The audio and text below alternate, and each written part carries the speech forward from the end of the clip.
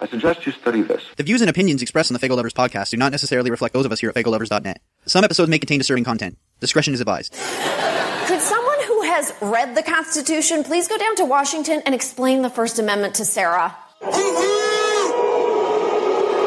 that was quick. Faygoluvers. Faygoluvers. Faygoluvers.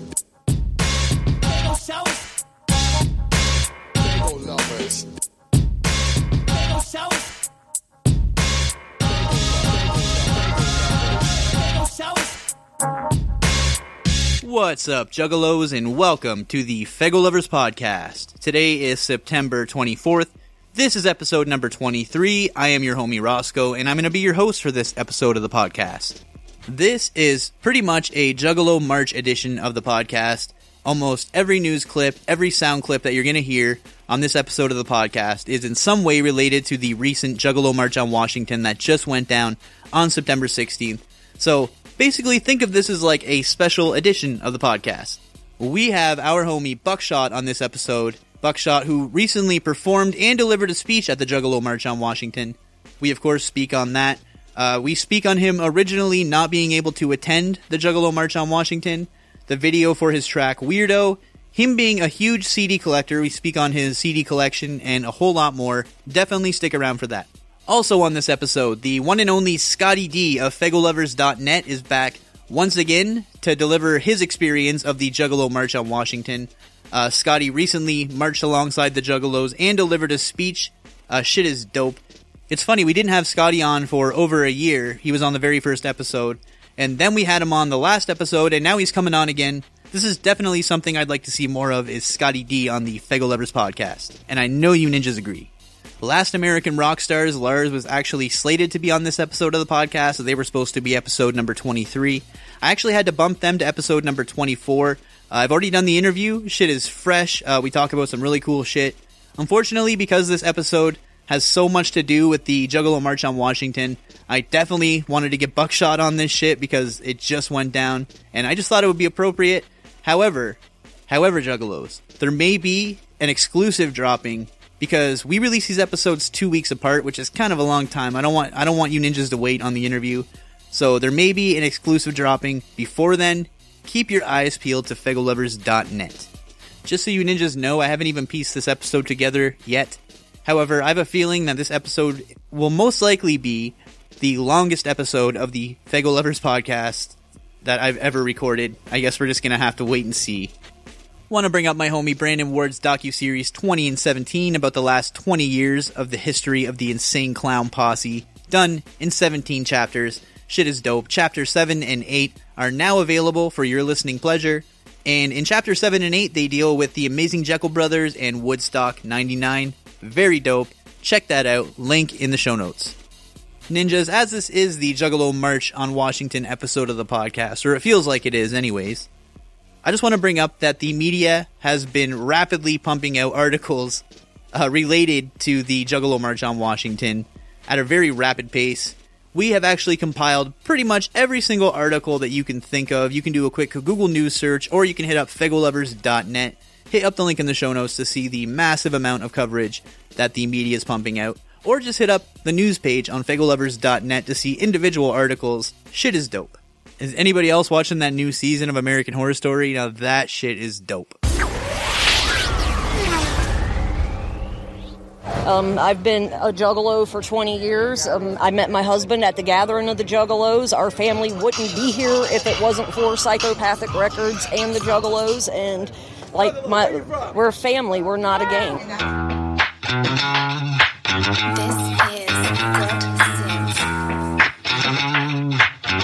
Getting twisted off the shine. I got a bag full of John Deere rolling up a cone. Higher than giraffe nuts hanging from a drone. Hot box the back of a Cadillac Brougham. Doing donuts on the moon, shooting selfies on my phone. Finger flying, shot shooting son of a bitch. And I ain't lying, I'll be dying with my hand on the fifth. Get my boss on the line, I think I'm calling it sick. I ain't lying, I ain't driving when I get this ripped. Some of y'all searching for a reason to hate this. Backyard bobbing dropping to my bump box playlist. Crate full of jaws came straight from the hills. If it ain't from a steel, then that shit ain't real. I'm talking popcorn Sutton, copper worm dripping, moonlight sipping with some barbecue chicken. Yeti in the Chevy 30-pack Coors Light. Shit faced out the gate cause we lit tonight. Woo, woo. Now we done seen the sunrise so many mornings. Hungover again at noon, scratching our heads wide. One thing's for certain, I guess we'll never learn. I know tonight's another time we're gonna burn. Drinking moonshine by that moonlight like I got no place to go. Inhale, exhale, let the smoke through my nose. Up to the clouds I go.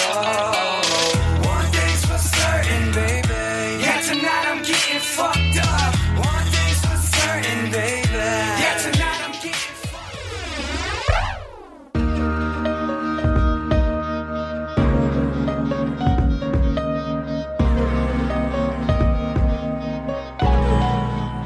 For the past few weeks, our homie Scottie D, before the Juggalo March even occurred, our homie Scottie D had been corresponding with Rolling Stone about the event, what we're expecting and what people are doing in preparation for the march. And honestly, ninjas, the support from Rolling Stone as well as other like major mainstream media outlets has been fucking overwhelming. It's been phenomenal. I honestly never thought that Juggalos would get such praise, such good press about anything. This article, which was published not that long ago by Timothy Bella, gives his summation of the Juggalo March. He interviews a few Juggalos, including Amanda, which is Scottie D's wife. The article also includes a massive photo gallery, so hit up the link to check that out. Also, they interview ICP. It's true. Check that out right now. Take me back to when you actually found out about the FBI's gang classification, and that realization has kind of kicked in that this might be a bigger problem. That shifted as soon as we started getting on the road, doing meet and greets and in-stores and talking to people, getting letters from people, you know what I'm saying, talking about what fucked up kind of experiences they've had with law enforcement, now being considered a gang member, harsher penalties for anything, you know what I'm saying, longer terms in jail, you know what I'm saying, losing their kids in custody battles, you know, getting fired from jobs, not being able to get into the military, on and on, you know what I'm saying, we hear it so much. See, I get emotional, he's got to rub my back to calm me down, you know, okay, that's enough, I'm done being emotional. What happened to us never happened to any band in the history of rock and roll that I know of, anything like that. Nothing like it. Not even G.G. Allen's or nothing like that. You know what I'm saying? And the only reason nobody's up in arms about it, because we don't have no respect. Juggalos, that's why. Because we're clowns. We're the most hated band in the world. Who else could this fucking happen to that sold, you know, roughly 8 million albums and have their entire following labeled a gang? Legally, officially. Not just a matter by the of U.S. opinion, government. but right. Officially. Stamped, sealed. You know, you're a gang member. If you wave this flag in public, you're a gang fucking member. This is banned from schools, malls, cities, fucking straight up, anywhere. You can't walk on the street with it. It's technically, it can be argued that being a juggalo is technically against the law. What's next? Who else is next? What if your favorite fucking band, you know, all of a sudden you're labeled as a gang member? Our logos became an official gang fucking sign. They can't sell it in malls, you know what I'm Bitch, saying? they don't even sell our shit. We went from being Hot Topics the year before. We performed at Hot Topics warehouse in California. We did a private concert. For their company. For their only. employees. In 2010, we did that. In 2011... They pulled our shit? Pulled our shit out of the stores. Well, nothing to do with it. And we've been in their top-selling bands since the 90s. You know what I'm saying? And all of a sudden, they're just not selling our shit no more? Booking tours is crazy difficult. You know what I'm saying? What venue wants to have a gang rally at their shit? It's you know a what I'm gang saying? rally. Doing our Gathering of Juggalos, our yearly festival. That's next to fucking impossible to put on. So much red tape, so much blackballing. It's fucking insane. We barely pull it off each year. You know? And every year it gets worse. If you had a chance to play out your case to the FBI 10-person, what would you actually tell them? I'd be like, come on, man. What, you fucking serious? What's it really about, guy? You know what I'm saying? Because you know damn well that fucking juggalos on a whole are not a motherfucking gang. You know what I'm saying? And it don't hurt nobody to say that. You know, because you fucked us up over here, man. You fucked a lot of people up. A lot of people up. You know what I'm saying? Like with that dumbass statement. loosely organized hybrid gang. Like, what? We're all part of a loosely organized hybrid gang? You know what I'm saying? Because we're down with the clown? Like, what the fuck's that even mean, man? You use a bunch of words nobody's ever heard before together. Loosely organized hybrid. What the fuck? Those words even go together? Sounds like a way to grow weed or something. Right. I would have thought you had a motherfucking dispensary opening up or something. Loosely organized hybrid buds. This march itself, how did it actually come about? And why is it so important for y'all to march on Washington? Let me ask you a question. Sure. All right, and this goes out to anybody peeping this out. What would anybody do? How would anybody fight the gang label? You know, obviously the FBI don't give a fuck. They're not going to cave in as they see it. You know what I mean? So all we can do is hopefully reach the people of this country. How are we going to legally, peacefully reach these people? The way it's always been is you do a march on Washington. That makes as much noise as you can. Hopefully people can decide themselves, oh, they're not happy with it. That's cool. Because I heard they were a gang. I thought they liked that shit. Right. You know what I mean? I didn't know they were against it. Look at all these juggalos coming to Washington to say, fuck you, we're not a gang. You know, that at least lets the country know we ain't okay with it. Is it a publicity stunt? You're fucking right. It's a publicity stunt all day. But it's not a publicity stunt for our music. It's a publicity stunt for fucking juggalos. It definitely ain't for our music. Right. There's no theme song attached to this. We're not selling nothing here. This is just to say, man, fuck you, we ain't a gang, everybody. It's scary because this ain't a movie. And this ain't something anybody's been through. And you don't know how this is going to end. You know what I'm saying? It might be ending, we might be dwindled away into nothing. Forced to not be able to do shit. I would have thought this would have been some heroic, fun thing to do. You know, reading about NWA and fucking, you know, Iggy Pop and everybody fighting controversy and shit, the Sex Pistols. This ain't fun. You know what I mean? When there's people out there getting their lives. It's not just us. It's fucking way beyond us, you know? It's like everyday people, all walks of life getting fucked with. How's this even going to end? The term family, we didn't give juggalos that. That chant, we didn't tell them to chant that. That shit emerged like fucking daisies in a field, man. That shit grew organically from natural feelings, man. I feel like this is my family. You know what I'm saying? Because I felt like nothing. Like I didn't belong to shit. And now all these people are just like me. You know, I don't even know these people, and I feel like I can say anything I want, be myself. You want to call us something, call us a family. Because a lot of us don't have a family, and all we got is each other. And this shit is real for us, man. Okay, so this is some information that's been posted on a lot of Juggalo blogs, Juggalo sites, on a lot of Juggalo groups, fortunately. A Juggalette named Brittany Gannon, also known as Gatorida, has been missing from Long Island City, New York, since last Sunday at around 2:30 a.m. Her mother, and I'm sure the rest of her family and friends, are desperately trying to find her. Brittany is about 5'8", 100 pounds, with tattoos and piercings. She has shoulder-length brown hair with blonde at the end. She was last seen wearing jean shorts, a purple t-shirt, and a black sweatshirt with sunglasses. She was carrying a black overnight bag, a light brown shoulder bag, and had a pink and green fish backpack. She was last seen with a husky, clean-shaven black male with short, puffy hair, approximately 5'7", in his late 20s to early 30s. He had no visible tattoos or jewelry. Ninjas, hit up the link in the show notes if you know of her whereabouts. There's some contact information on there. Also, hit up the link in the show notes anyways, because we have some photos and more information on Brittany. Anything that you can do, any information that you can give will definitely help.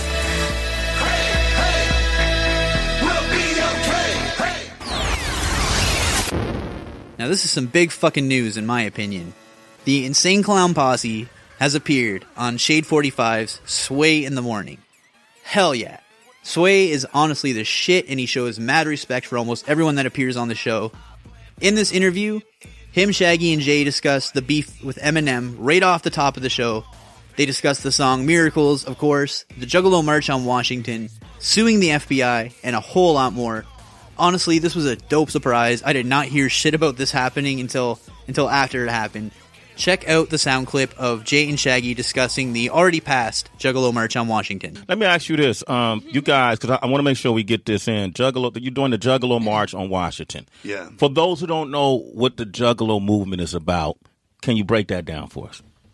All right, man. We about to be here for a couple hours. No. But we got like 12 minutes. So yeah. Give two. The march isn't so much about the movement; it's about what's happening to Juggalos. You know what I'm saying? In Juggalos, they're not only ICP fans; they're people that it's a mind frame. It's more than ICP. You know what I'm saying? There's a whole genre of like music that these motherfuckers listen to. You know what I'm saying? Like this type of shit we do, but it's more than just us. And Juggalos are a huge group. It's a subculture, almost. You know what I'm saying? It's been called. Yeah, it is a subculture. It's just motherfuckers that think freely. You know what I'm saying? That don't discriminate. They can beat themselves. You know what I'm saying? They don't judge. And they may have been the picked on ones in school and whatnot. You know what I'm saying? But when they go to an event, you know what I'm saying, with other Juggalos, instantly. You know what I'm saying? They're surrounded by motherfuckers just like Juggalos. Yeah. You could be strangers. There's special calls and signs you could do that other Juggalos are recognized with, and it's immediate dopeness. Like there's a camaraderie there. Like, and people go to these events, they feel like an outcast. They feel like nobody likes the shit they like. Nobody's nobody's the kind of person they are. They go to a Juggalo event and they see that they got all this in common with all these other people. They immediately feel close to them people. Yeah. Like, dang, man, this ain't like other shows where I think I'm going to get into a fight at any second. I feel at home here. Wait, hold up. You could get into fights, though. Oh, yeah. At the gathering of the Juggalos. There's fights that happen, right? No, not at the gathering. Not between Juggalos.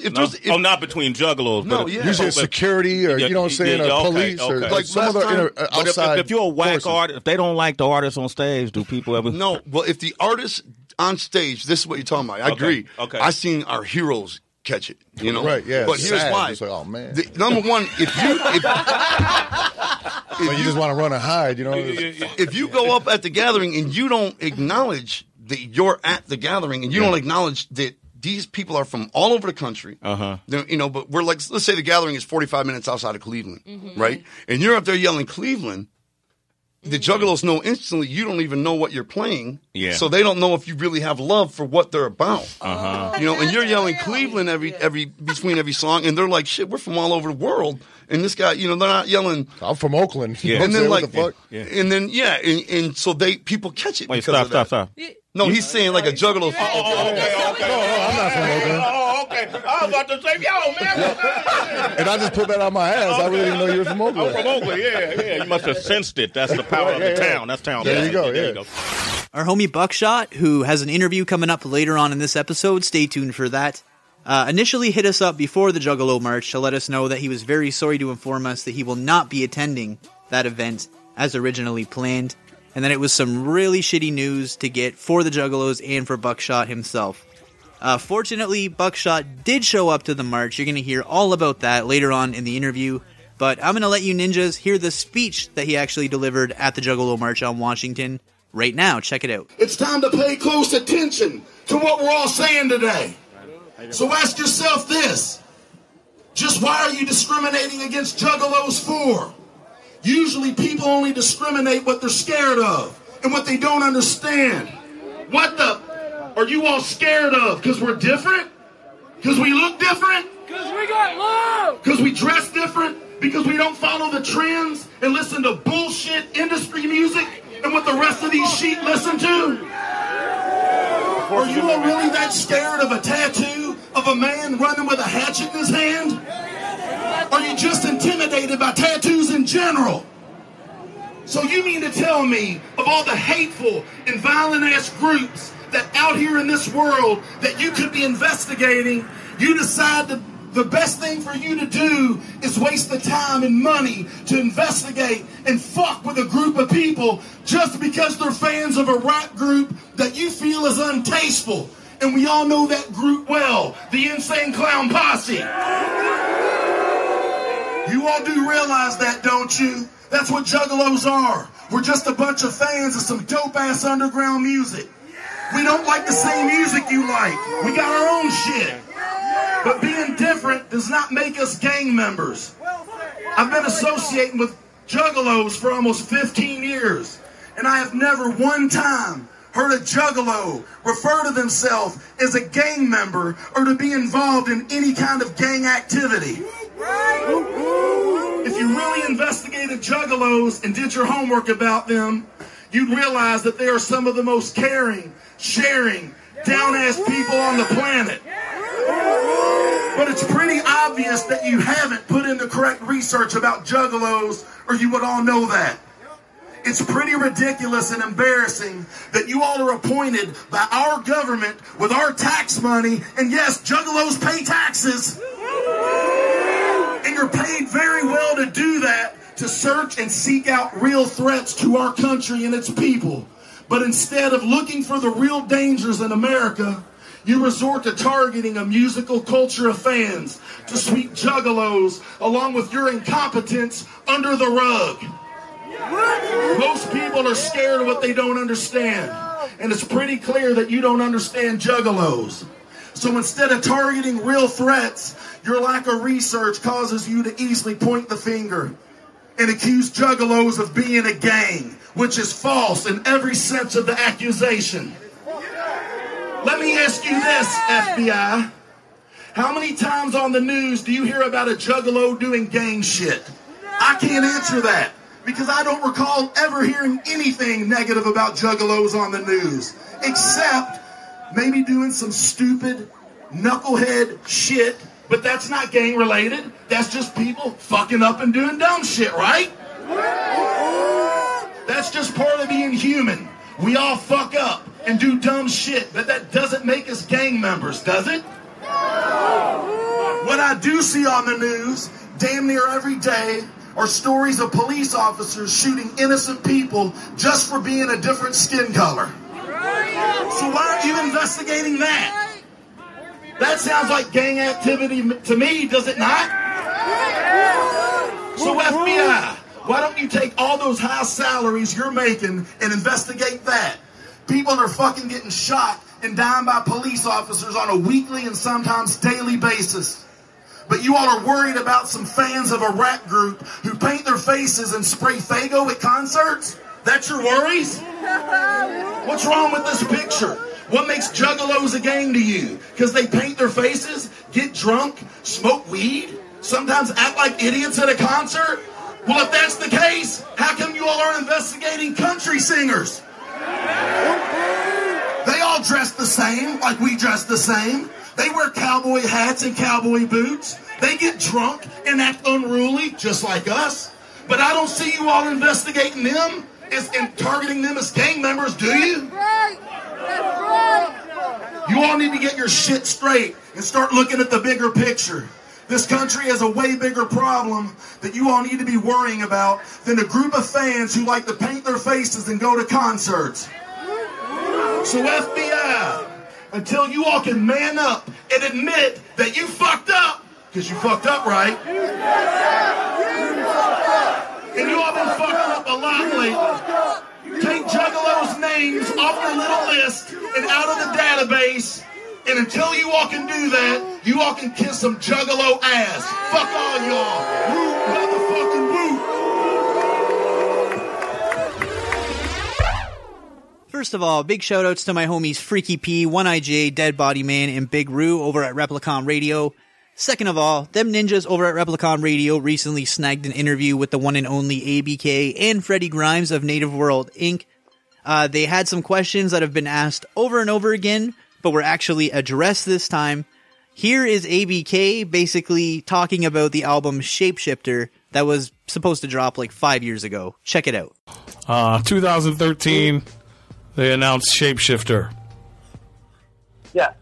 I guess from my knowledge, tell me if I'm right, tell me if I'm wrong. I guess you were saying this past year it was originally produced by DJ Chop, then you scratched it, redid it with Young Wicked, and now everybody's gone, so you're just having issues with the production trying to get that album out? See, yeah, it started off with, remember Psychopathic producer Joe Strange? Yeah. Yeah, it started off, I was working with him, and I got beats from him. And then he got released to where those beats were gone, so I had to redo every fucking thing, to where, once he was gone, it was like, oh, fuck him, don't use this beat. So it's like, oh, I'm stuck. All right, let me redo this. So waiting for a new engineer. I was working with Kuma whenever he had, time, because, Kuma's busy as fuck when he was up there. He's a superstar DJ. Huh? He's a superstar DJ as well. Right, exactly. So that's a whole nother side of Kuma right there. Yeah. So whenever I get tracks from him, whenever he has some extra ones lying around, I'd get tracks from him and fucking just do what I could and go to the studio with him, and he always showed love whenever he had an extra minute, so I was doing that. And then they were like, well, who else you want to work with?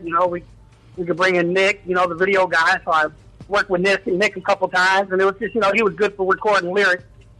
But, as far as getting the mixing and stuff done, it wasn't really going to work. So I recorded a few lyrics with him. Then he got let go from the video production. Then they was like, no, who you want to work with? I was like, fuck it. Otis got dope beats. I think he knows how to engineer. Let's fly him in from Denver. He ain't got shit going on right now, so we flew him in. Started working with Otis. Got some shit done with Otis. Next thing you know, Otis was pulled off the project. And then he was working with Joe for something. And then that's when they started Killjoy Club. So then I was no studio time or anything, no production, no producer at that time. Yeah, he was working on the Bank album and then the Killjoy Club. And then Otis was working on his album while at nighttime when he was at Joe's house. Yeah. There was just there was no get anything done. You know what I'm saying? So it's like I did. So at the time I was like, fuck, I'm tired of waiting. So I took the tracks that I did have done that I would go to Kuma's house and mix that, and that's when I put out the Shapeshifter Prelude, to just at least have something out. You know what I mean? For sure, which is dope. Hell yeah. So then after that, I got with Straight Jacket, and was working with Straight Jacket, getting some production done. And then that's when he left Native World, then ended up at Psychopathic. So now I can't get beats from Straight Jacket either. ABK also addresses his status with Psychopathic Records and what went down at the recent Psychopathic video shoot.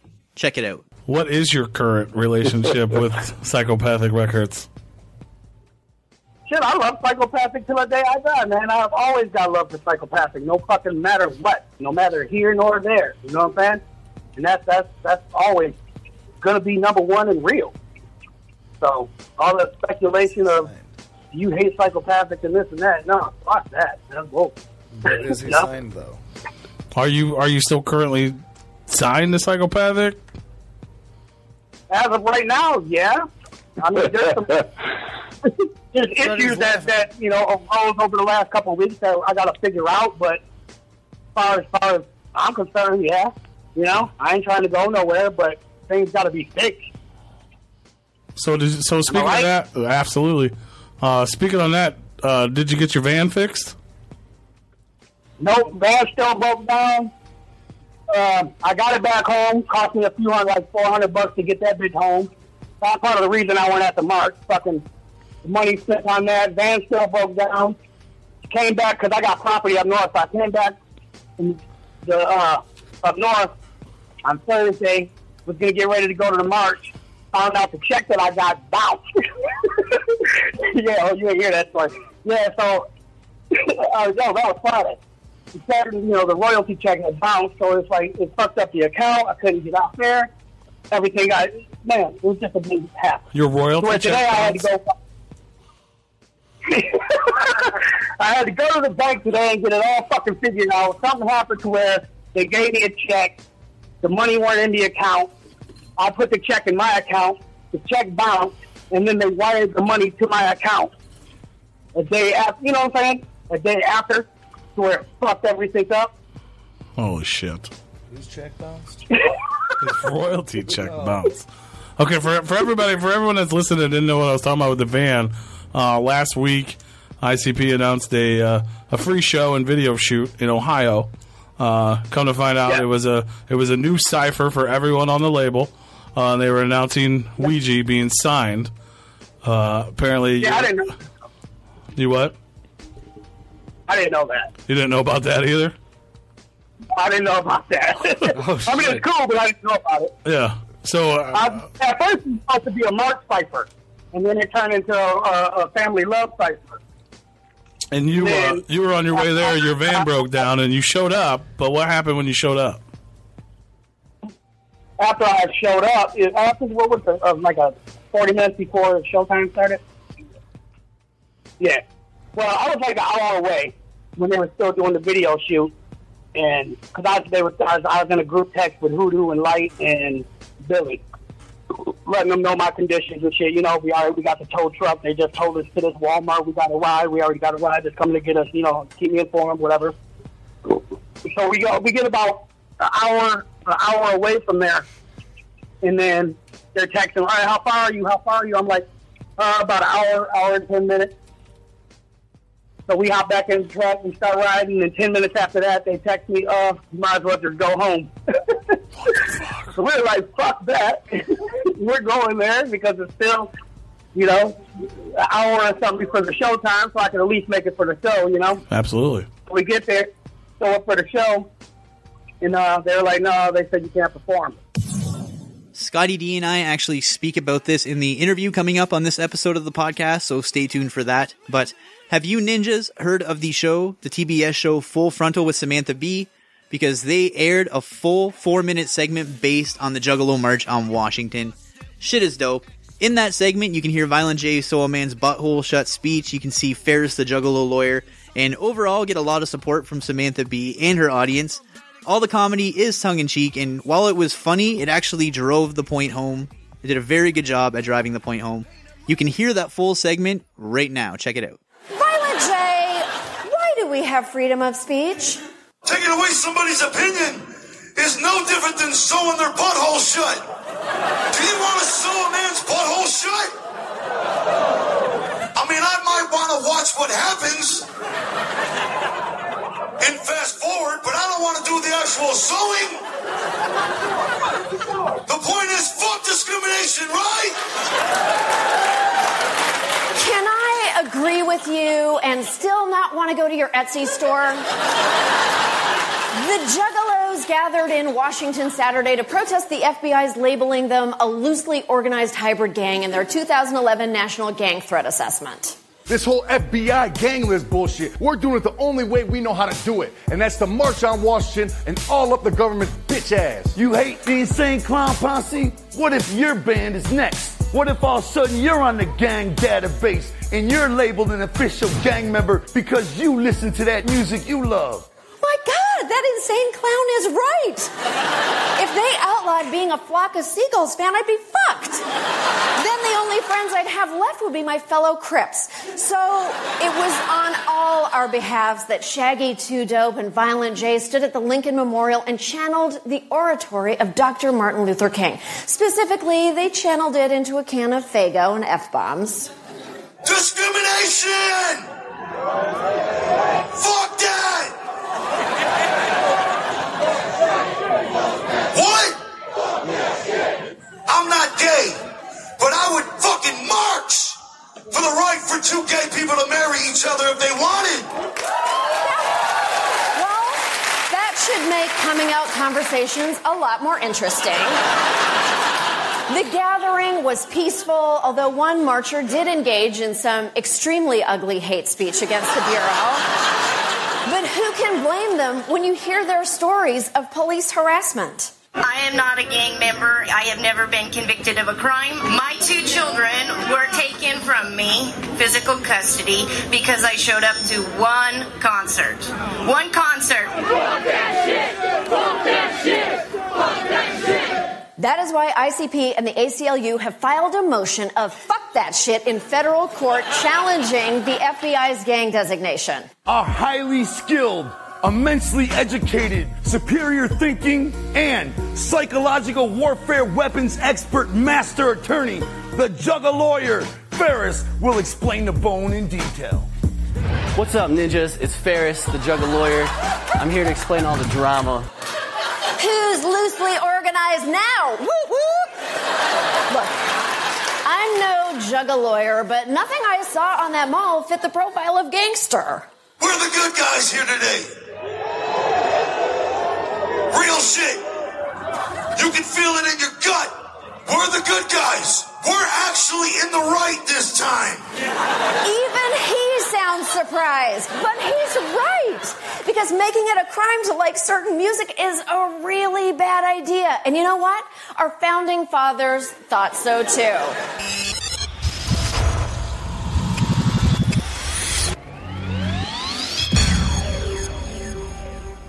A lot of you ninjas know by now Madchild was not able to hit up the Juggalo March on Washington. He initially put out a statement through his Instagram, and it states, "I'm sorry I have to miss the event tomorrow, but Lola is extremely ill. She is like my child and has been back and forth to the vet daily. Thank you for understanding, and I appreciate anyone that can say a prayer that she pulls through. Thank you. It feels uncomfortable to make this post, but I want everyone to know that event tomorrow was important to me." Lola, by the way, is Madchild's dog, for anybody wondering. We actually have an update on Lola, and unfortunately, it turns out that she's passed away. Here's the message from Madchild. "I'm very sad to announce that Lola passed away last night at approximately 8:45 p.m. Thank you everyone for your kind wishes yesterday. She was my very best friend, my everything. I may have screwed up some things in my life, but I can feel at peace that I did one thing right. I feel I was a caring and good dad, and I couldn't have asked for a more special and amazing companion. I'm crushed by this.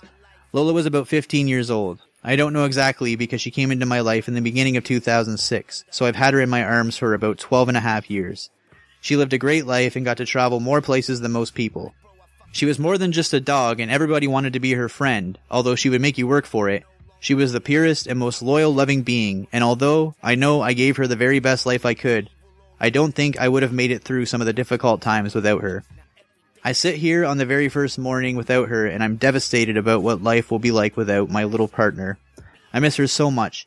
If anyone can take a moment to think of a happy time you may have encountered meeting Lola, I know we both would appreciate it.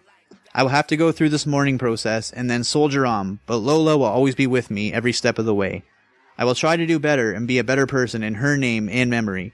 Rest in peace, my love. I will see you again one day.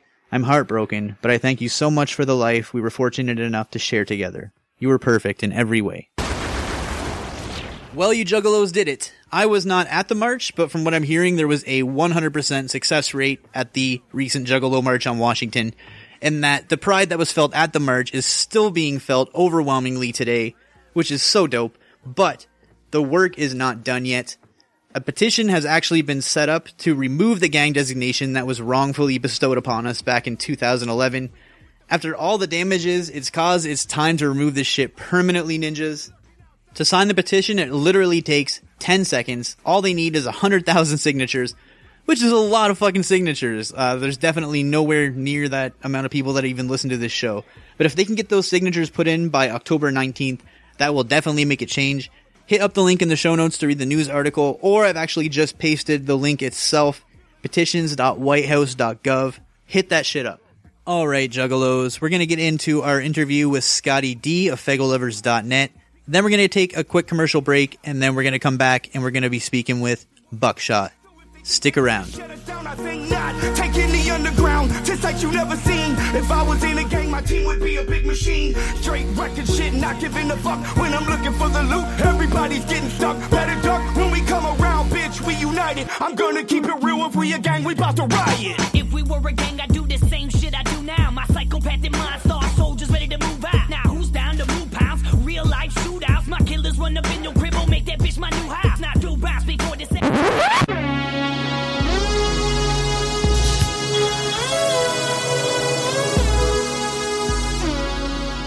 Welcome back.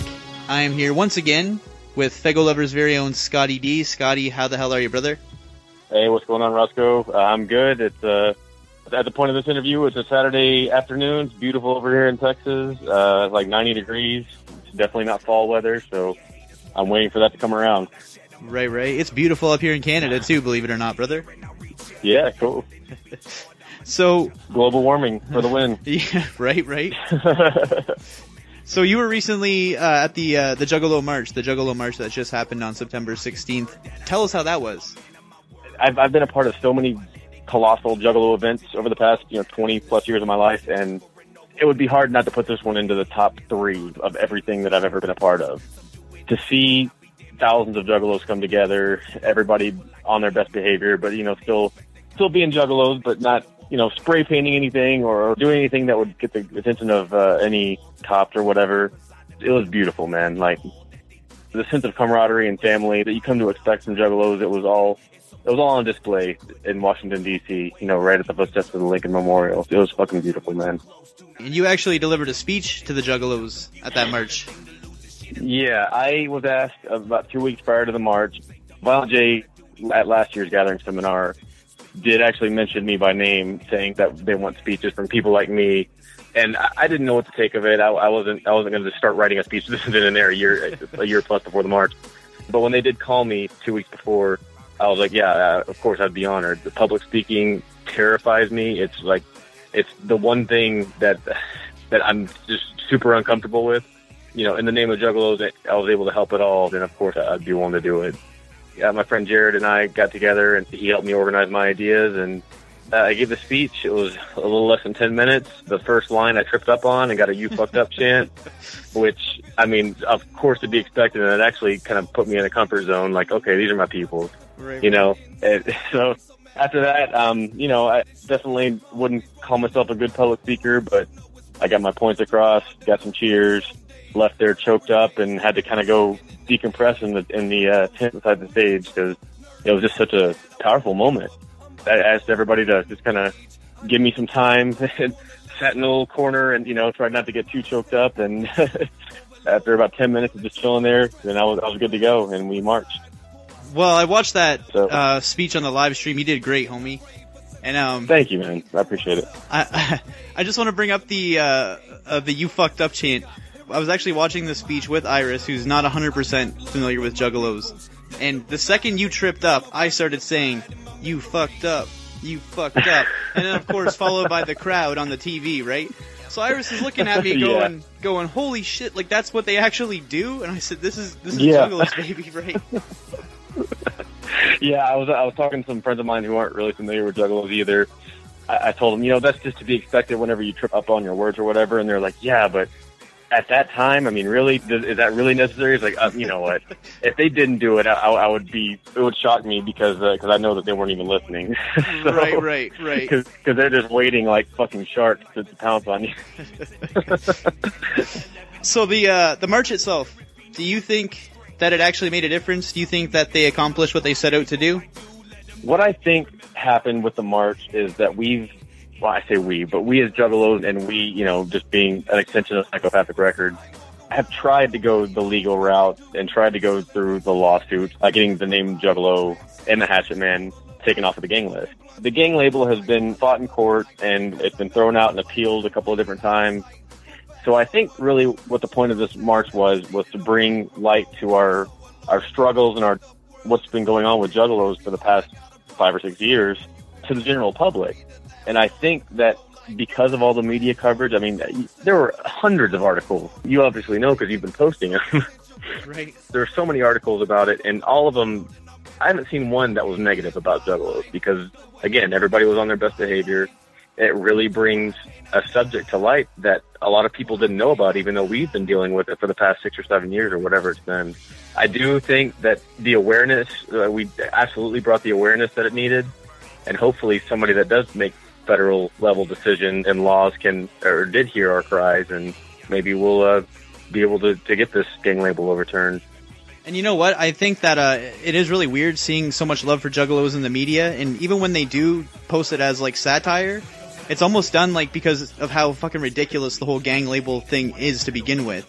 Yeah, I mean, if you saw the Samantha Bee show a couple of nights ago, it was, of course, there were some comedic moments about it because, I mean, it's a comedy show. Showing Violent J's "Sew Your Butthole" speech as a part of the Juggalo March, but then going into it and saying that, yeah, this is a real issue. I think she did actually have some serious commentary after that this was definitely a problem that needs to be addressed. Right. Basically, just pointing out the ridiculousness of it, that Juggalos even have to march to get this label removed. Right. Yeah. Really quickly, Scotty, I just want to get your speculation on the soon-to-be-revealed 4th Joker's card of the second deck. Wow. I mean, from everything that I've heard, it's going to be revealed at Hallowicked this year, so we've got just over a month. But the only thing that we have kind of been clued in on is that Violent J has said the name Red Fred, both on the Juggalo show and in Shaggy's solo album. And he screamed, "Red Fred, Red Fred." I don't know if that's going to be the name of it or if it's going to be a track from it, but I do think that will play in some part as a part of the 4th Joker's card of the second deck. That's really all I know, though, or that's really all I can speculate on because I don't know any more than that. Right. Well, what about like the FFF? Do you think that could be like the initials of the next Joker's card? Yeah, possibly. I mean, 3 red Fs. Yeah, I can't. It's something. You know how there's always some kind of adjective of the Joker's cards, like the mighty Death Pop, amazing Juggalo Brother. So it could be the something Fred. I don't know. Right. But again, it's all speculation at this point. I'm gonna throw out fabulous to be the adjective for this one. Fabulous. Something Fred. Right. And I'm throwing that out there. I hope I'm right. You guys heard it here first. That's right.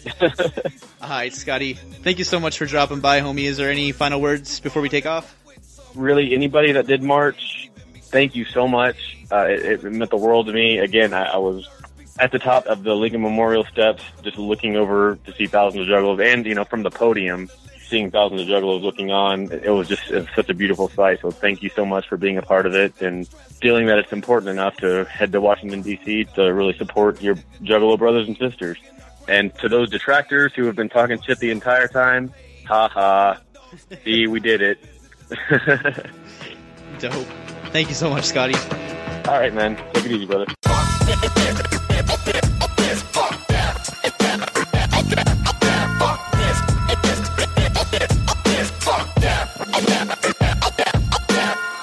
I'm not bulletproof, your tools get swooped up through the roof, and in the booth I convolute, I'm eating chicken vindaloo. Listen, on the track, bitch. Yeah. Think about the moment when your boy was unemployed and I couldn't pay the fucking rent. Started making music, but it wasn't making money, so I used it as a way to vent. Have some fun, have some fun, have some fun, have some fun, have some fun, have some fun, have some fun, have some fun, have some fun.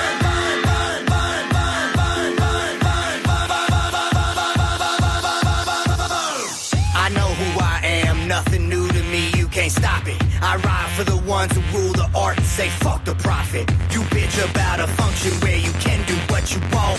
I dream about a world where we elevate and we smoke on blunts. In a nest of nature, working to preserve this eclectic flavor. My pen and paper is legislature.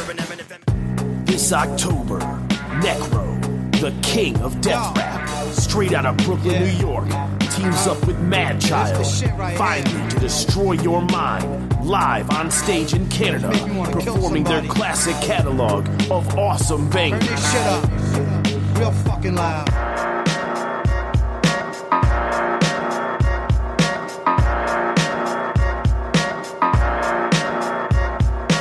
Dead kid, now you just meet for preparation. Your brain smeared all over the street like defecation. Pull a gun out on a star. You way too famous on Hollywood Boulevard to get run over by a car.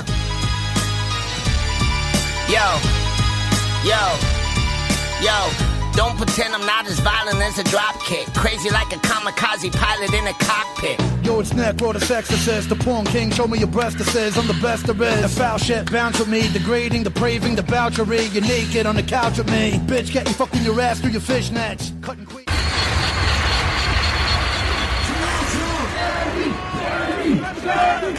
The FBI's intelligence is in, and the database report is complete. And it says, Juggalos are a loosely organized hybrid gang. Fuck that shit. But check it out. The Juggalos in the Dark Carnival Wisdom Report is in as well. And that report says 2 words. Fuck you. That report says, in the eyes of Juggalos, there's no such thing as a VIP. We're all very important. Every fucking human being is very important. Fuck your VIP.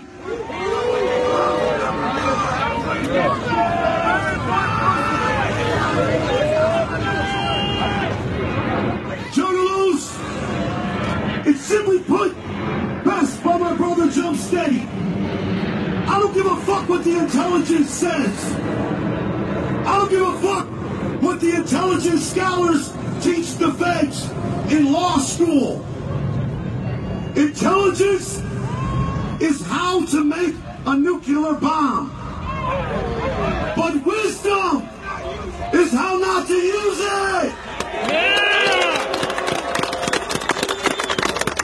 Juggalos possess mad wisdom.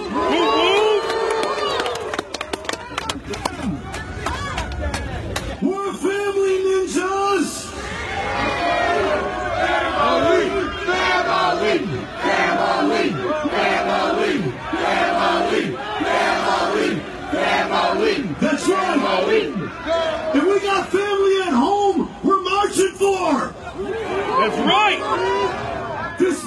sound corny, but it's real shit. Love always wins every time.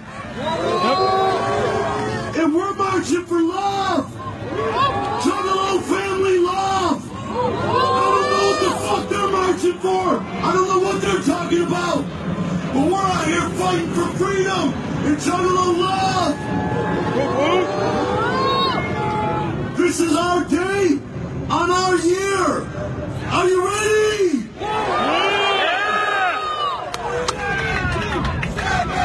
Yeah! 17! 17! 17! 17! 17! 17! 17! We're gonna march! We're gonna be proud! We're gonna be loud! And when you leave DC, take this with you! Take this with you, ninjas! The Juggalo family and the wicked clowns will never die! Let's march, motherfuckers!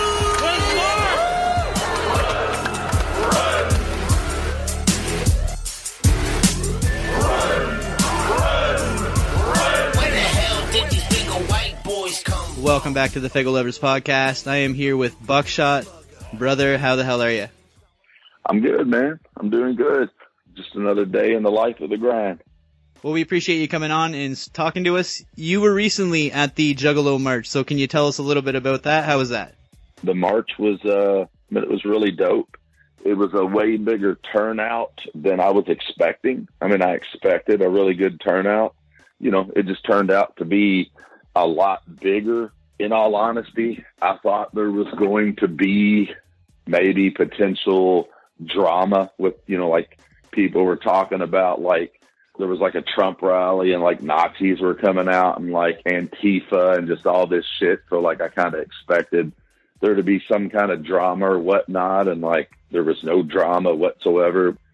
Super, super peaceful on the Juggalo side of it. I don't know how all that other stuff went down with the other marches or rallies or whatever you want to call it. But it was just like really, really cool, man. You know, it's just like, I don't know if I had to guess anywhere to, I mean, you know, from what it looked like to me, anywhere from 2,000 to 2,500 people at the march. I've been reading some cases it's up to 3,000. You know, I'm not for sure. Actually, there was a lot of juggalos there.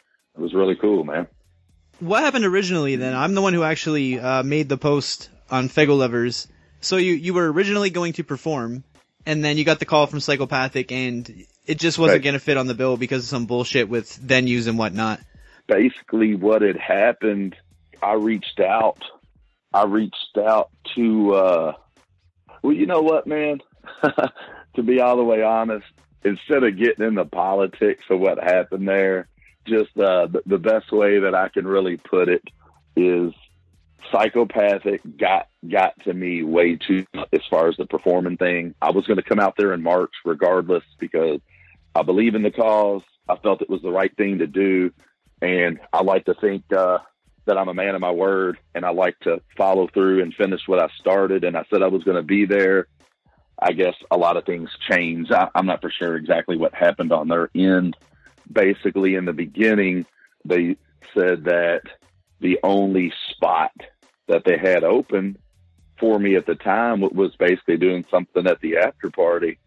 I just basically said, like, you know, I think the whole after party thing is cool, but like, to me, that's not something that I was really interested in doing because, you know, one, the after party's not free. They advertised it at $10. It ended up being $15. It was also an hour away. And my whole thing was like, I want to be involved with the actual march and everything going on beforehand. Like, you know, the after party, it's all that stuff's over. I was coming to march regardless. I just said I really wasn't interested in doing a performance at the after party where then it's costing money and people have to travel an hour. And I, you know, just in a nutshell, I was just like, you know, I'm still going to come out there and march. I didn't want to do an after party. It was an hour away, which I didn't care about me having to, you know, drive an hour away. I don't care about that. By the time that that everybody's done marching and the time that they wanted me to go on, I didn't even feel like a lot of people would have made it from the march grounds to the after party. And that's just not what I signed up for, to do an after party as far as performing. But I was like, you know what? I'm still going to go out there and march and whatnot. And, you know, if it's not in the cards for me to be there at the actual march, I just wasn't interested in doing an after party, because to me, the after party, you know, I mean, yeah, it is entertainment for the Juggalos and the people that came out there, but it's just not part of the cause to me. And I wanted to be part of the cause, you know, not just something at the end. So basically, I was going to come out there anyway, something that I didn't really want to put it out there on Front Street, because, you know, it is kind of personal business. But my son fractured his hand. And, yeah, that was the whole reason that I was originally not going to come in March. I went ahead and put out a statement, because I didn't want to be that guy that just said he's going to be out there and I no-showed, and I didn't think I was going to be able to make it out there. I ended up working it out with a family member that could, you know, be able to take care of my son while I was out there and whatnot. And I basically hit up Psychopathic and said, hey, I'm just letting y'all know I am coming out to March. You know, I'm going to be out there anyway. And Rob just basically told me that even though there wasn't some, you know, like performance, whatever stuff going on, we just kind of talked about maybe talking to the Juggalos or whatnot. And I was like, you know, I'm cool with that. You know, I was going to do a speech regardless the day of the actual march. Rob said there were some people that they didn't hear from and they didn't know if they were coming or whatnot. He was like, can you be prepared to do a performance possibly? And I was like, you know, sure. When I got there, basically they just, you know, were like, hey, we need you to perform. Do you still want to do it? And I was like, yeah, for sure, man. I went out there and I was the first act to go out there and perform, and which was really cool, because I know all the Juggalos are out there, of course, out there for the cause. But, you know, when you're sitting there listening to speeches for an hour and a half, you know, they were kind of anxious and eager to hear some live entertainment. So it was pretty cool to go out there and kind of surprise everybody with a performance. So how was your speech, though? So the Juggalos seemed to enjoy that? Oh, yeah. It was, I spent a lot of time on the speech. It was very, I probably could have said a lot more, but, you know, we only had so much time. And, you know, I honestly spent hours writing a probably 6 or 7 minute speech, but I wanted it to be perfect. I wanted it to be, you know, what I would consider powerful, and they were words from the heart. I went out there and obviously I'm not a professional speaker. You know, I do music and I'm totally cool with performing in front of people, but I'm not used to just, you know, going up in front of crowds and doing speeches. So obviously I would have loved to have had the speech memorized. So it kind of sucked that I had to go off of my phone with it. I didn't want to miss anything, so I kind of pretty much had to read it off of my phone. I don't think anybody cared about that. They could hear the passion, you know, and what I had to say, and the conviction in my voice of what I intended to say with the speech. It was pretty, you know, the feeling was like really electrifying in the crowd. You know, when I would take a real quick break in between, you know, subject, everybody was cheering and yelling, and, you know, everybody felt what I had to say. So it was a pretty cool moment. Dope. Overall, do you think that the march made a difference? Like, do you think they accomplished what they set out to do? I mean, I don't see how it couldn't have. I can't predict what the FBI wants to do. You know, I don't know if they're going to look at the situation and be like, fuck Juggalos. You know, like, we're still going to keep them on a gang list. Or, you know, I don't know what they're going to do, what their side of it is. But I will tell you this. There were hundreds and hundreds of cameras in all of our faces from all the major news networks, all the major magazines, Time, Rolling Stone. I mean, just everybody was out there. You know, before this whole march, anytime you see Juggalos brought up by anybody, you know, it's kind of more in a negative light. You know, looking at all these articles that are coming out, they're bringing up Juggalos in a really positive light about everything. And so that has to make a difference somewhere. You know, I think the whole world's looking at it like, you know, these guys are getting a shaft.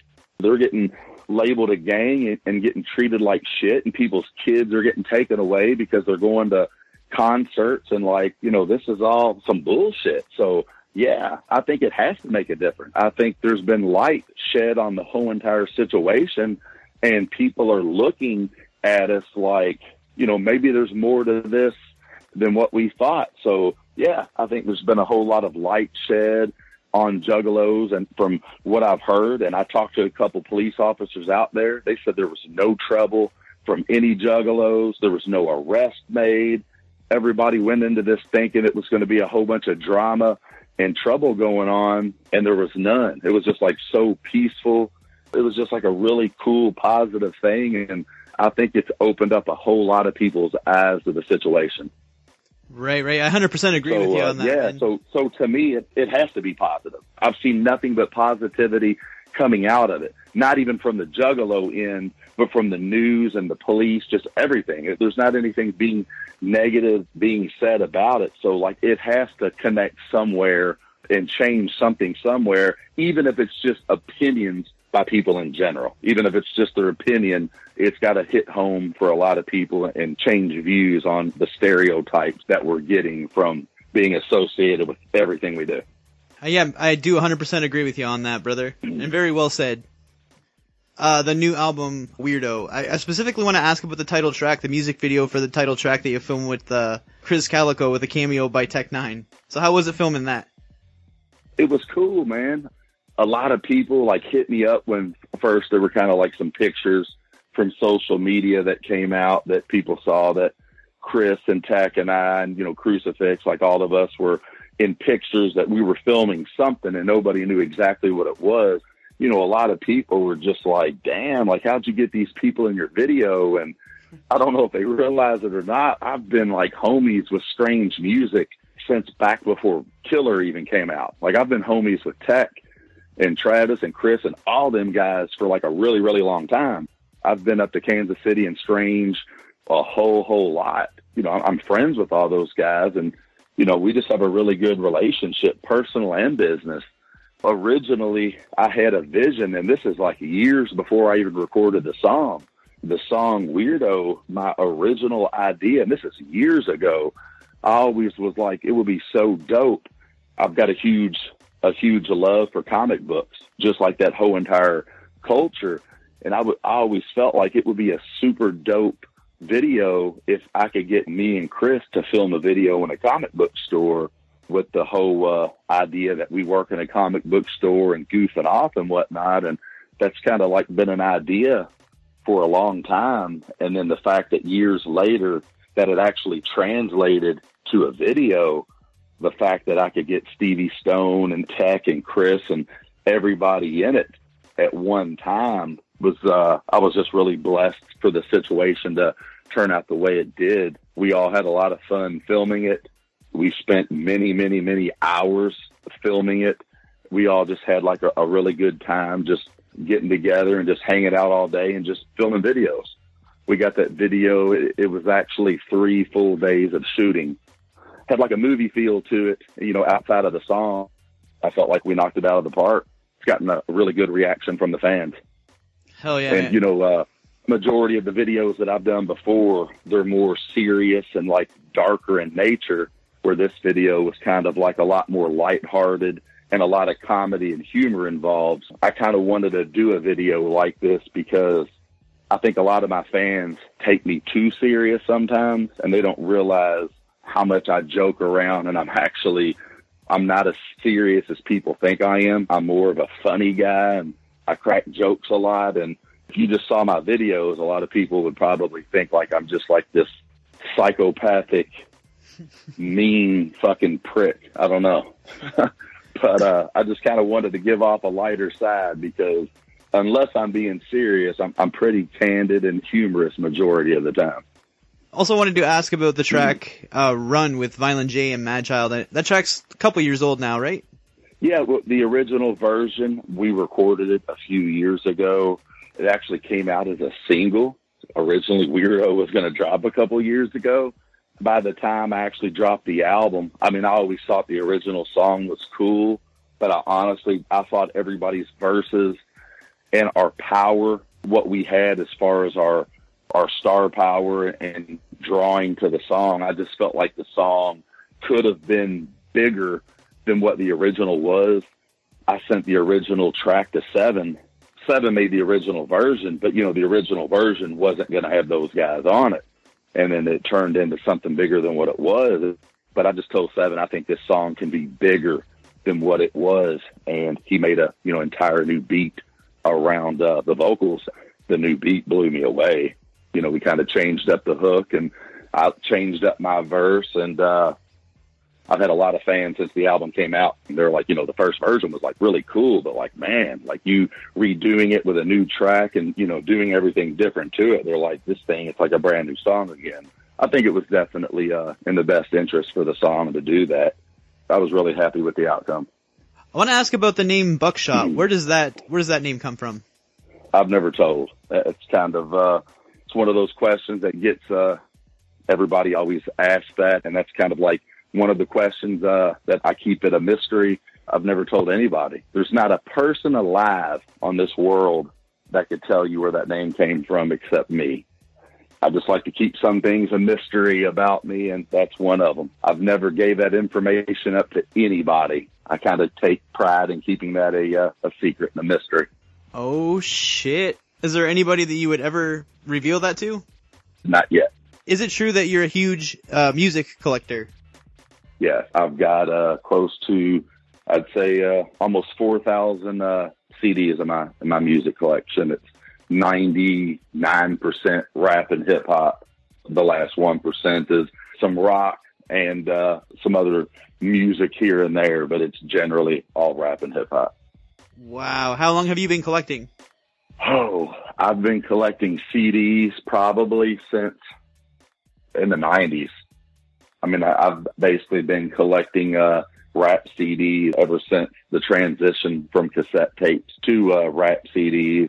I still remember the first rap CD that I bought was MC Ren from NWA, and it was MC Ren, Kiss My Black Ass. I've been collecting CDs ever since then. I basically have almost everything since then that was relevant, since like the early NWAs. I've basically collected everything that I'm into since. There's a lot of rap, obviously, that's coming out today that I don't fuck with and I don't listen to. And I respect it for, I guess, what they do with it. But if I'm not a fan of it, I don't really buy it. I just basically kind of like buy what I like or what I'm into. I don't just buy CDs for the sake of buying a CD. It has to be something that I like or respect. There's times I've bought CDs because I just thought the artwork or the way it was packaged was really, really dope. But other than that, I basically just collect what I'm into or close to the lane that I'm in. What are some of your most prized possessions that you own in your collection there? Some of your most prized CDs? I've got I don't know if you remember long boxes. That's back when CDs came in boxes that were almost 3 times the size. They were long cardboard boxes. I've got sealed cardboard long boxes of Ice-T's rock band Body Count that have the band song Cop Killer, which that song was banned and the CD was taken off shelves. That's a super, super hard find. I've got some real old sealed Taiwanese and Japanese version of some rap albums. If I had to guess, I'd say my whole CD collection's worth over $100,000. Wow. So is that basically where the drive to make music comes from? I think the drive forward is really just the passion and just the love of it. I mean, I was writing music and recording it before I really even started collecting it. I just think it kind of goes hand in hand. I just think it's like the love for rap music in general. It's kind of like you can't have one without the other. I get a lot of inspiration from other music that I listen to or movies that I watch. A lot of that gives me inspiration to record, obviously. Who is your biggest influence right now? I'd say altogether, my biggest influence altogether was probably Ice Cube. Favorite rapper of basically all time. I love obviously anything NWA did. Back then, before they broke up, I loved NWA, but it was just like Ice Cube to me. I just thought he was just like the man. Obviously, I'm a huge fan of Dr. Dre. Dr. Dre to me is, I still think he's the dopest producer of all time. As far as a rapper, Ice Cube, definitely one of my biggest influences.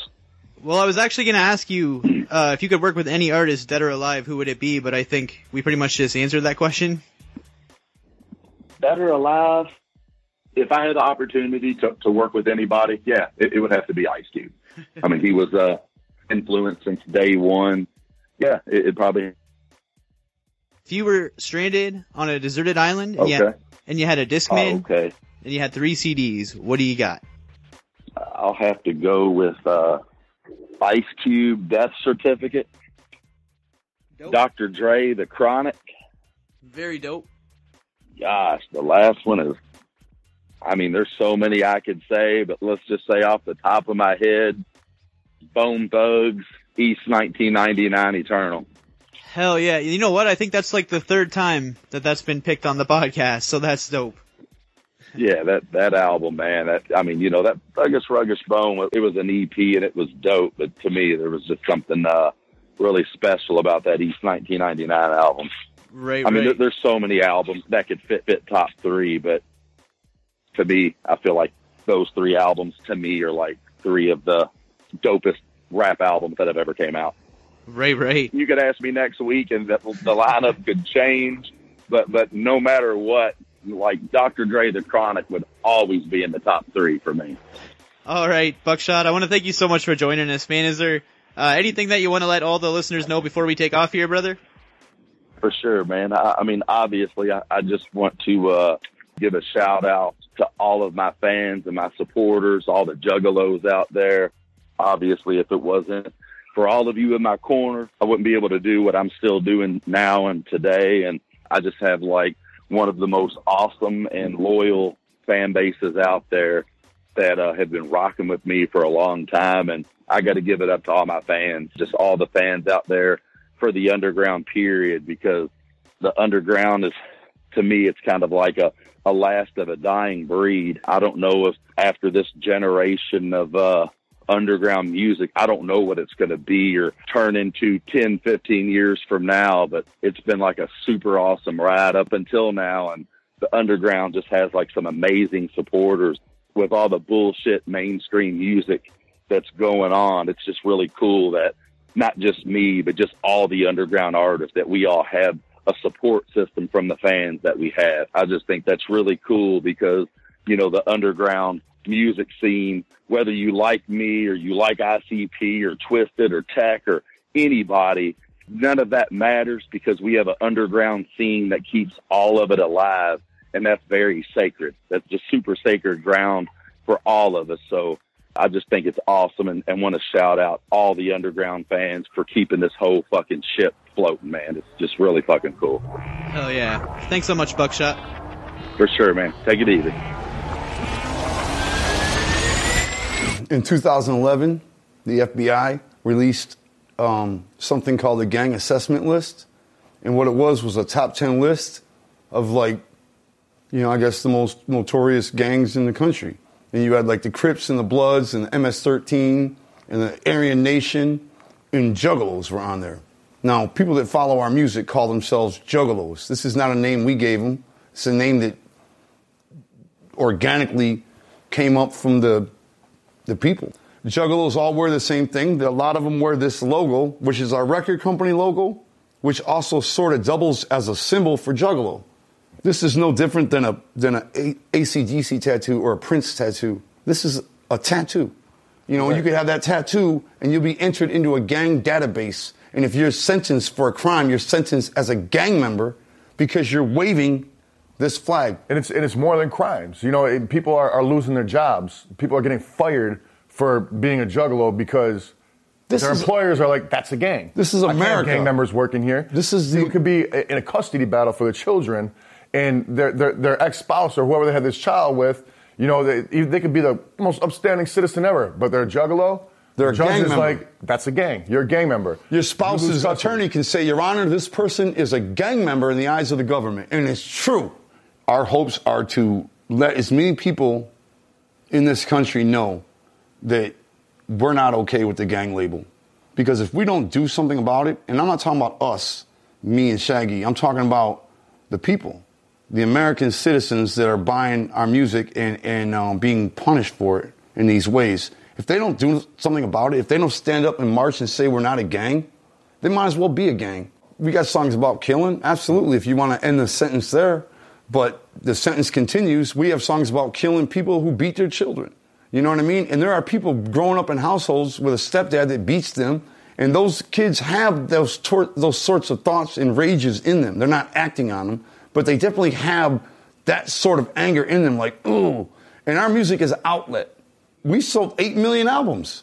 How are you just going to discriminate against 8 million people like that and say they're a gang member when they're all walks of life within them 8 million? If you're looking for them, you're going to find everything. Cops, politicians, everything in that 8 million. You know what I mean? Doctors, counselors. And you're also going to find murderers and whatnot. You're everything bad you're looking for, too. Possible it's going to be in that 8 million. And the question is, what are they doing to us is discrimination. And that's the one thing you can be sure Insane Clown Posse is against. Any sort of discrimination. We just want to make our point. You know, our point is just to march, you know what I'm saying, as peaceful as we can, you know what I'm saying, as loud and proud as we can about our cause. We know the FBI is not going to come out and say, you know, our fault. You know, Juggalos really aren't a gang. You know, we kind of messed up here. We just want to bring a spotlight to the situation, to everybody that may not know or may not have cared before because it's Juggalos and Insane Clown Posse. We just want to bring it to a spotlight enough to say, you know, it's not just us that have a problem, it's everybody that's involved with it that has a problem with it, and we're not a gang.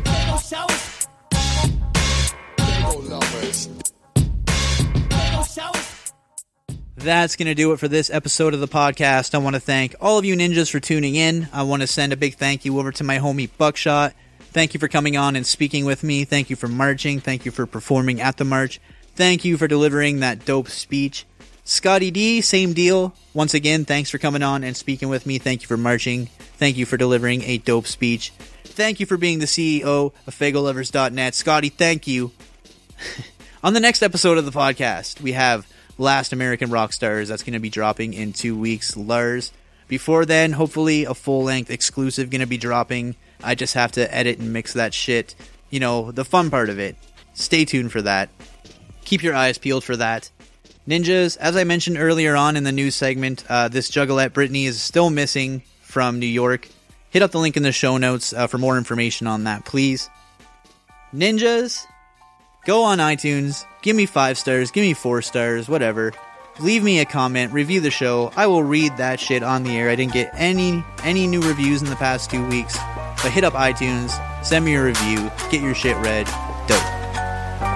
Alright, ninjas. This is your homie Roscoe, reminding you to keep an open mind. Peace. Ever since I was a kid, people said I'm different. Wonder what my life has been, some crazy experiment. It's as if every single day some new experience. What part of being weird do you not understand it yet? It seems like I'm that guy my neighbors wanna talk about. Yeah, these nosy bitches always got my name up in their mouth. Tell me who you think you are, is you Shia LaBelle? Yeah, wander in my house, I promise you ain't coming out. Like Disturbia, your people ain't gonna hear from you, cause you'll be locked up in my basement while I'm hurting you. Ain't your parents teach you not to talk to strangers? Yes, they didn't, homie, now you in some danger. I play video games, I got an AR-15 to get rid of you lames. I know they calling me names, it's okay, cause when I aim they won't be feeling the same. I'm a weirdo, don't say nothing, don't look at me wrong, cause the song don't know what I be on. Weirdo, don't know no one weird, I say what you say, stay away, don't come near that. Weirdo, so we be the lonely ones, no way we can be the only ones, let me say it. We here, we ain't going away, this is how I'm gonna stay, make a way for nothing more than just another face up in the crowd. While everyone was quiet, I was busy being loud. Some people taunted me, gave a shit cause I was proud. Hit my free throws every time I thought that I was foul. See them looking now, they treat me like I'm toxic. They keep their distance and they say that I'm obnoxious. Intimidated cause my attitude is monstrous. I know they hate it cause I think without a conscience. I just ignore and laugh at them and play my Xbox. Shake them like a game of zombies, call it Black Ops. Or maybe Grand Theft Auto, yeah, cause I can blast cops while talking to my fans on Twitter on my laptop. I wear skulls on my clothes, like to read about aliens and UFOs. I love performing at shows in front of misfits, creeps, and of course my juggalos. Don't say nothing, don't look at me wrong, cause the song don't know what I be on. Don't know no one weird, I say what you say, stay away, don't come near us. So we be the lonely ones, no way we can be the only ones, let me say. We here, we ain't going away, this is how I'm gonna stay, make way for us. It's time to update my new status on my Facebook. While cooking dinner for my kids, I'm a great cook. Sometimes I'm past the time, I'm into reading great books. I'm into Dan Brown, Stephen King, and Dean Koontz. Sometimes I stare out into space when people's talking to me. Mean no disrespect, you called it normal if you knew me. Broke his haters' jaw, I think his people's trying to sue me. But if they really trying to stop me, they may have to shoot me. Ever since I was born, I'm into mafia flicks, scary movies and porn. I'm into comic books, like my beats made by 7 with them calico books. Darth Vader is my idol, I got blood on my mind and I put that on the Bible. If you wanna say something, think again, it's better off if you just don't say nothing. Don't say nothing, yeah. It's better. If you don't say nothing, yeah. It's better. Don't say nothing, yeah. It's better. If you don't say nothing, yeah. Don't say nothing, yeah. It's better. If you don't say nothing, yeah. Don't say nothing, yeah. It's better. If you don't say nothing, I'm a weirdo. Don't say nothing. Don't look at me wrong, cause the song don't know what I be on. Weirdo. Don't know no one weird. I say what you say, stay away, don't come near us. Weirdo. So we be the lonely ones, no way we can be the only ones, let me say. Weirdo. We here, we ain't going away, this is how I'm gonna stay, make way for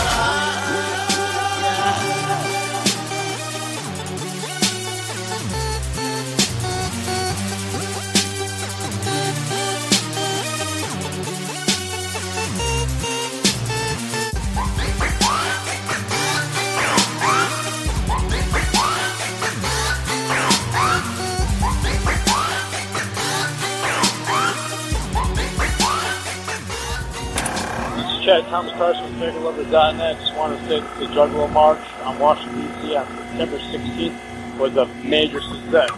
It proved that the Juggalos are not a gang and that we are a peaceful, loving music community. And it's a big middle finger to the FBI.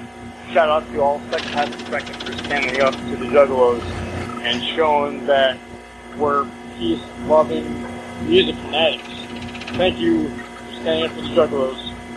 It was just cool seeing everybody all together with all their signs, you know, protesting the FBI, and the speeches that Violent J and Shaggy delivered were, like, incredible. I mean, they were pretty funny, and it was just, like, sitting there at the same spot as Martin Luther King Jr., you know, and it was just, like, mind-blowing just to witness all that, man. It's just one of those things where you had to be there to witness it all, man. I mean, you know, there's live streaming and stuff, but nothing can capture more than being there yourself. And shout out to Kevin Gill for kicking it off.